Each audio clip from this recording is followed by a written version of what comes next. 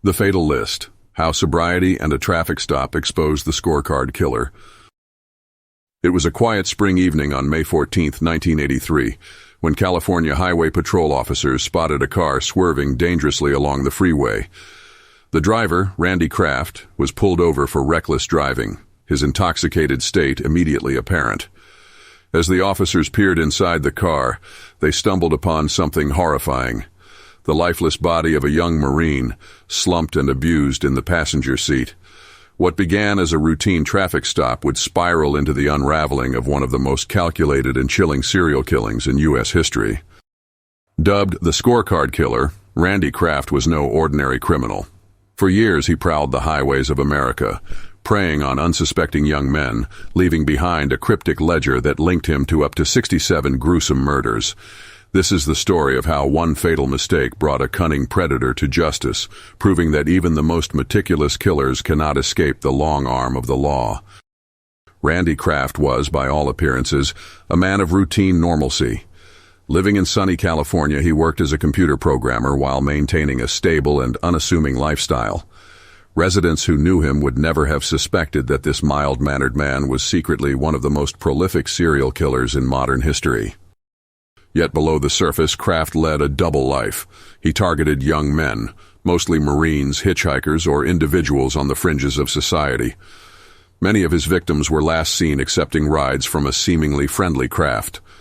It was only after the fact that investigators uncovered the truth. Kraft was a predator who lived to manipulate, torment, and murder without remorse. His ability to blend into everyday life allowed him to evade suspicion for nearly a decade. Kraft's killings were as calculated as they were gruesome.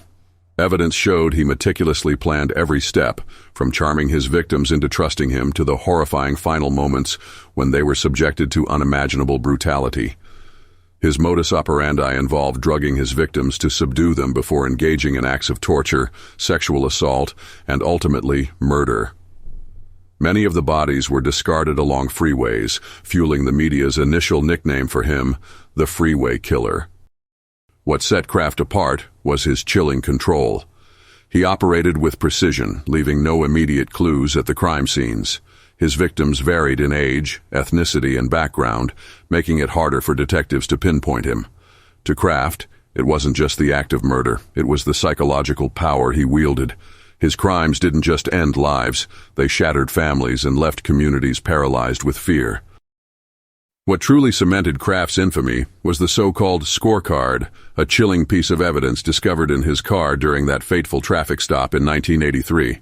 Scribbled on paper was a cryptic and seemingly innocent list of over 60 phrases like Marine Carson, Golden Sails, and Twiggy.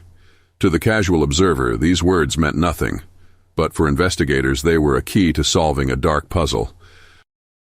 Each phrase corresponded to a murder, a horrifying reminder of the lives brutally taken by Kraft. For example, Marine Carson referred to a victim last seen leaving a bar with Kraft. Golden Sails alluded to a hotel where another young man's body had been found. Piecing the clues together, law enforcement could connect these cryptic lines to unsolved murders spanning multiple states. The scorecard wasn't just a list, it was a death ledger, meticulously maintained to catalog Kraft's atrocities. It symbolized both his horrifying obsession and his arrogance, as he believed himself untouchable by the law. At this point, investigators estimated that Randy Kraft had claimed the lives of at least 67 victims. The list sent shivers through even the most seasoned detectives' spines.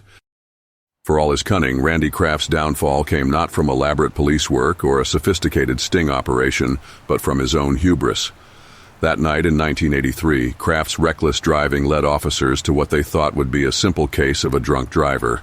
Little did they know they were about to unmask one of America's most notorious serial killers. The corpse in the passenger seat was that of Marine Terry Lee Gambrell. Strangled with a belt, his body bore clear signs of Kraft's torture rituals. The sight stunned the officers, but the nightmare didn't stop there. A deeper search of Kraft's vehicle revealed more harrowing evidence: Polaroid photos of other victims, ropes, bloodstains, and the infamous scorecard. With each discovery, the case deepened into unthinkable terrors. This seemingly mundane traffic stop proved to be Kraft's undoing, as the evidence found in his car would connect him to an unprecedented string of killings. The man who once ran free, leaving chaos behind him, was suddenly under arrest. The investigation into Kraft's crimes was painstaking and harrowing for the officers involved. Every piece of evidence scrutinized painted a more horrific portrait of the Scorecard Killer. Victims were identified one by one, often through the cryptic code of his ledger. Families who had spent years wondering about their missing loved ones now faced the grim truth of their fates.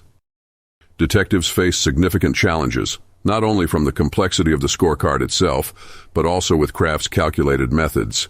He operated across state lines, leaving a jurisdictional maze for law enforcement to navigate. His encoded list contained hints, but many of the murders were still shrouded in mystery due to the lack of definitive evidence. Without modern forensic tools, tying Kraft to specific crime scenes required a mix of ingenuity, patience, and determination. Through these efforts, 16 murders were directly traced back to Kraft, though the true number of his victims could be far higher. Each phrase decoded from the scorecard brought resolution to some families, though countless others were left grieving in silence. The trial of Randy Kraft drew national attention, as the mountain of evidence against him stunned the public. The strands of netting, the cryptic scorecard, and the gruesome Polaroids all painted a damning picture of his guilt. Kraft's defense team struggled to explain away the overwhelming evidence, but Kraft himself maintained his innocence throughout. He displayed no remorse, no regret, only a cold, calculating demeanor that unnerved all present. After 2 grueling years of courtroom drama, Kraft was found guilty of 16 counts of murder. He received the harshest of sentences, death. Though the trial provided some closure, many families whose loved ones were linked to the scorecard received no formal acknowledgement of Kraft's role in their tragedies. For them, the pain continued. To this day, Randy Kraft remains behind bars on death row, his appeals rejected time and again.